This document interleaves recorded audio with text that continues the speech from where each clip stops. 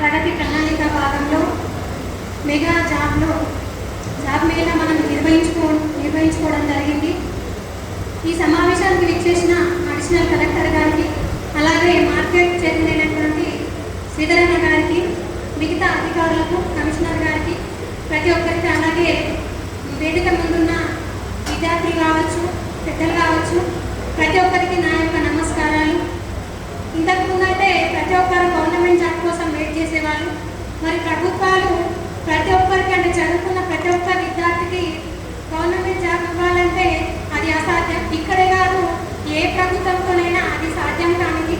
కాబట్టి అలాంటి వారి కోసం ఎక్కడైతే నిరుద్యోగులు ఉన్నారో మరి వారికి ఇంకొక సోర్స్ ఏమంటే మరి ప్రైవేట్ ఉద్యోగాలు కూడా. ఎందుకంటే గవర్నమెంట్ ఉద్యోగాల తీరుగా కూడా ఎన్నో కంపెనీస్ వచ్చినాయి, ప్రైవేట్ ఉద్యోగాలు.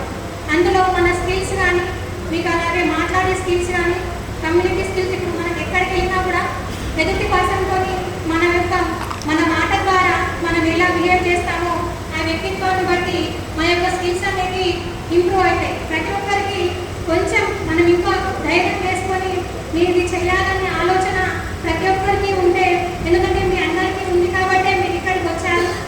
కాబట్టి ప్రతి ఒక్కరు దీన్ని సద్వినియోగం చేసుకోవాలి. ఇంతకుముందంటే మేమున్న జనరేషన్లో మేము జాబ్ కోసం వెతికే వాళ్ళం, ఇంకా ఏదైనా ఉండాలి.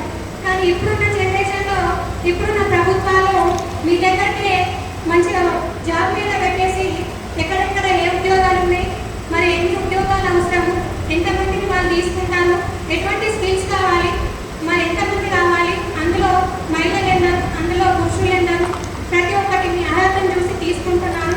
కాబట్టి ఇంత మంచి ఆపర్చునిటీ అనేది మళ్ళీ మీరు ఇప్పుడు కానీ మిస్ చేసుకుంటే రాదు. కొంచెం కష్టమైనా కూడా ఒక 1-2 months ఫ్యామిలీని విడిచిపెట్టి అంత దూరం వెళ్ళి చేయాలంటే కష్టంగానే ఉంటుంది. కానీ మనం కష్టపడితేనే తర్వాత జీవితంలో బాగుపడతాం. ఏదైతే ఇప్పుడు మీకు ఇచ్చిన ఆపర్చునిటీని మీరు సద్వినియోగం చేసుకుంటేనే, ఇంతకుముందు పెద్దలు అంటుంటే 20-25 ఏళ్ళు కష్టపడండి, తర్వాత 80 ఏళ్ళు మీరు సుఖంగా జీవించవచ్చు అని. ఏదైతే మనం ఈ 20